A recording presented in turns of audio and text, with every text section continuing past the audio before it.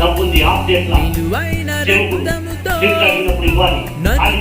దేవుడు చేయకుంటే పాపం కదా అని అన్ని వాక్యం ఉంది. కాస్తున్నాయి దేవుడు అన్నాడు బాబు తగ్గించుకో. అది ప్రతి క్షణం దేవుడు అడగాలి, దేవుడు నిలబెట్టాలి. తగ్గించుకున్నాడు, తగ్గించుకున్న తర్వాత కొంచెం దూరం పైన ఉన్నాడు. ఈ డబ్బు వాళ్ళకి అన్నాడు. ఈ డబ్బు వాళ్ళకి ఇస్తే వాళ్ళ చర్చించబడాలి కదా అని ఆలోచించలేదు. తెలుసా కథ కాదు ఇచ్చేసినాడు మొత్తం. 10 సంవత్సరాల తర్వాత వాళ్ళు నలుగురు సేవకులు ఎత్తినారు.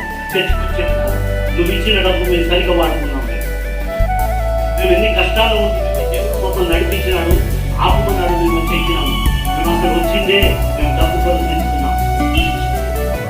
అది మీ ద్వారా దేవుడు పంపించినాడు, మమ్మల్ని నిలబెట్టినాడు, మేము ఇంత సంపాదించినాం, దేవుడి కొరకు నిలబడ్డాము, మేము సేవకులు అవుతాం. మనం నేర్చుకోండి. 10 సంవత్సరాల తర్వాత ఒక్కరోజు కాదు, 2 రోజులు కాదు, ఈ 10 సంవత్సరాలు ఆయన ఇంత ఇబ్బంది పడి ఉండొచ్చు లక్ష్యానికి. అది దేవుని మనస్సు, దేవుని స్వరం వినాలి. నువ్వు దేవుని స్వరం వినాలంటే దేవుని కొరకు నిలబడితే. అందుకే అంటున్నాడు ఈ కట్టడ అయితే నువ్వు జాగ్రత్త